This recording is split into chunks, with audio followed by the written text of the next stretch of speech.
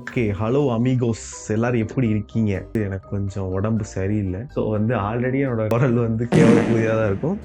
இன்னைக்கு இன்னும் கொஞ்சம் கேவலக்குரியா இருக்குங்கிறத முன்னாடியே நான் தெரிவிச்சுக்கிறேன் உங்களுக்கு. ஆல்ரெடி ஜனநாயகன் படம் லேட் ஆயிடுச்சு. லேட் ஆனதும் ஆச்சு. அது ஒரு 12ஆம் தேதி கிட்ட ரிலீஸ் ஆகுதுன்னு சொல்றாங்க. இந்த மாதிரி நிகழ்ச்சி இதுக்கு முன்னாடி நிறைய நடந்திருக்குது. ஆனா இதுதான் ஃபர்ஸ்ட் டைம். அதுக்கிடையில அதை வச்சு ஒரு கண்டென்ட்டை புழிஞ்சிடலாம் அப்படிங்கிற ஒரு நோக்கத்தோட இன்னைக்கு ஒரு வீடியோவை ரெடி பண்ணியிருக்கேன். இந்த வீடியோ முழுக்க உண்மையான சம்பவத்துல அடிப்படை வச்சு எடுக்கப்பட்டது கிடையாது. எல்லாமே என்னுடைய கற்பனை, ஒரு பிரெயின் ராட் தான். ஸோ அடிக்கிறவன் பிடிக்கிறவன் நீ இந்த கட்சிக்காரனா, நீ எதிரா பேசுறியா அப்படின்ட்டு எவனை கமெண்ட்ல கடிக்க வேணாம். கடிச்சாலும் பரவாயில்ல, ஆனா வேண்டாம் என்று வேண்டுகோள் இருக்கிறேன். Conspiracy theories of Jananayagan. Conspiracy தியரிஸ்னா என்ன? ஏதோ ஒரு தியரி இருக்கு, அந்த தியரி உண்மையா இல்லையான்னு தெரியல, ஆனா அந்த மாதிரி ஒரு தியரி ஓடிக்கிட்டு இருக்கு. அந்த மாதிரி சில தியரிகள் ஜனநாயகன் படத்துல இருக்கு. ஆக்சுவலா அது உண்மைக்கு மிக நெருக்கமா இருக்கிற மாதிரி சில தியரிஸை மட்டும்தான் நான் எடுத்துட்டு வந்திருக்கேன். அந்த மாதிரி சில தியரிஸ் என்னன்ட்டு இப்ப பாப்போம். ஃபர்ஸ்ட் தியரி என்னன்னா,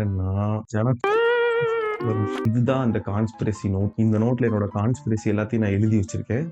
இந்த நோட்ல இருந்து ஒவ்வொரு கான்ஸ்பிரசியா நான் எப்படி எடுத்து விடுறேன், நீங்க வாங்கி அதை அப்சர்வ் பண்ணுங்க. ஆக்சுவலி ஜனநாயகன் இதுக்கு முன்னாடி நீங்க என்ன டீசர் ட்ரெய்லர் எல்லாம் பாத்தீங்களோ அந்த கதையே கிடையாது. இதுக்கு முன்னாடி போட்ட எல்லாமே ஏஐ வச்சு பண்ணு. அதனாலதான் அந்த ட்ரெய்லர் கிளிப்ல நீங்க பார்த்தப்போ ஜெமினியை தெரிஞ்சிருக்கும் உங்களுக்கு. அந்த நீங்க பார்த்த எல்லாமே ஒரு ஏஐ மேட். அது ஏன் அப்படி பண்றாங்கன்னா, உண்மையான கதை வேற. எல்லாரும் இது கேசரியை கிண்டிட்டு இருக்காங்க அப்படின்னு நம்ப வச்சுட்டு உண்மையான படத்தை உள்ள குக் பண்ணிட்டு இருக்காங்க. இந்த படத்தோ இது எப்ப அனௌன்ஸ்மெண்ட் வரும்னா, நாளைக்கு படம் ரிலீஸ் ஆகும். இன்னைக்கு நீங்க பார்த்த டீசர் ட்ரெய்லர் எல்லாமே போய் இது நீங்க இப்படியே கிடையாது, எதுவுமே கிடையாது. இந்த மாதிரி இது ஒரு வேர்ல்டு வார் சம்பந்தப்பட்ட படம். இதுல விஜய் தான் வேர்ல்டே காப்பாத்துறாப்ல. இந்த மாதிரி ஒரு படம் அமிதாப் பச்சன் போய் மாட்டிக்கிட்டாங்க, அமெரிக்கா ட்ரம்ப் கிட்ட மாட்டிக்கிட்டாங்க. அதுல இருந்து காப்பாத்துற மாதிரியான ஒரு வேர்ல்டு வார் படம் தான் ஜனநாயகம். இது பொலிட்டிக்கல் டிராமா நீங்க நினைச்சிட்டு இருக்கீங்க. ஆடியோ லான்ச் முதற்கொண்டு ஏஐ மேட் தான்.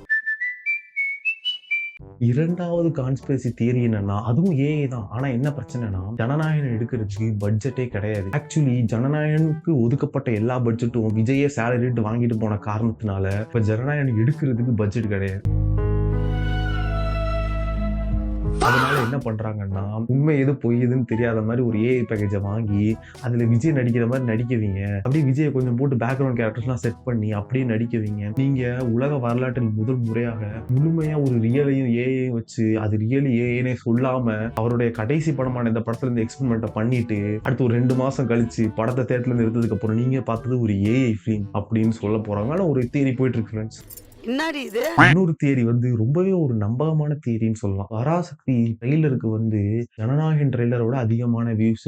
நம்ம இன்ஸ்டாகிராம் நெட்டிசன்ஸ் எல்லாம் என்ன சொன்னாங்கன்னா, பராசக்தி ட்ரெய்லருக்கு இந்த பாட் என்ன பண்ணிடுச்சுன்னா, யூடியூப் பாட்டை யூஸ் பண்ணி இந்த மாதிரி அதிகமான வியூஸ் கிடைக்கிற மாதிரி பண்ணிட்டாங்க அப்படின்னு சொல்றாங்க. அப்ப நான் என்ன கேட்கிறேன், அப்ப இதுக்கு முன்னாடி வந்த லியோ படத்துலயும் சர்க்கார் படத்துலயும் இதே டெக்னாலஜி யூஸ் பண்ணிப்பாங்களா?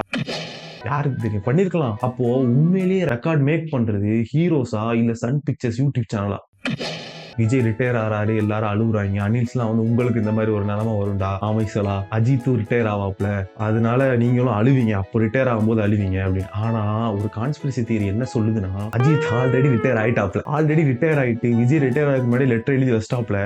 அந்த லெட்டர் இன்னும் ரிலீஸ் ஆகல, அவ்வளவுதான். நெக்ஸ்ட் என்னன்னா, நீங்க நினைச்சுக்கிட்டு இருக்கீங்க ஜனநாயகனுடைய டயலாக் ரைட்டர் விஜய் அப்படின்ட்டு. ஆனா ஜனநாயகனுடைய டைரக்டரே விஜய் தான்.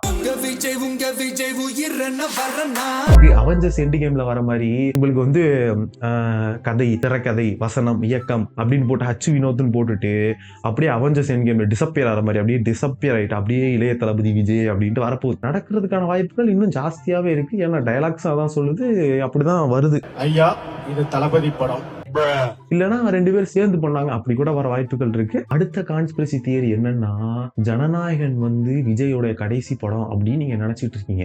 ஆனா ஜனநாயகன் விஜயோட கடைசி படம் கிடையாது. விஜயோடைய கடைசி படம் ஆல்ரெடி அவர் நடிச்சு சீக்கிரட்டா வச்சிருக்காப்ல. அது கியூ சர்டிபிகேட் அதுக்கு வருமா, பிரச்சனை வருமா நீங்க கேட்கலாம். அதுதான் கிடையாது. ஏன்னா அது படமாவே ரிலீஸ் ஆக போறது கிடையாது.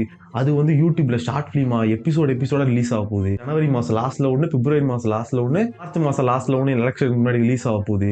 அதுல தளபதி விஜய் 2012 இருந்து ஸ்பையா வேலை பார்த்து பாலிடிக்ஸ்ல என்னெல்லாம் பிரச்சனை நடக்குது நேர ரியல் டைம் ஃபுட்டேஜஸ் வித்தவுட் ஏஐயோட அவர் ரிலீஸ் பண்ண போறதா பேசிக்கிட்டு இருக்காங்க. அந்த மாதிரி ஒரு கான்ஸ்பிரசி தியரியும் போயிட்டு இருக்கு. என்னோட கடைசி கான்ஸ்பிரசி தியரி வந்து இது எல்லா கான்ஸ்பிரசி தியரியும் தூக்கி சாப்பிடுற மாதிரி ஒரு தியரி ஃப்ரெண்ட்ஸ். 10 வருஷத்துக்கு முன்னாடியே விஜயை கிட்னாப் பண்ணிட்டாங்க. யார் சாமி இவன்? எங்க இருந்து வந்திருக்கான்? விஜய் வந்து இப்ப தமிழ்நாட்டிலே இல்ல. நீங்க வந்து பாக்கடே சிரிக்காதீங்கடா.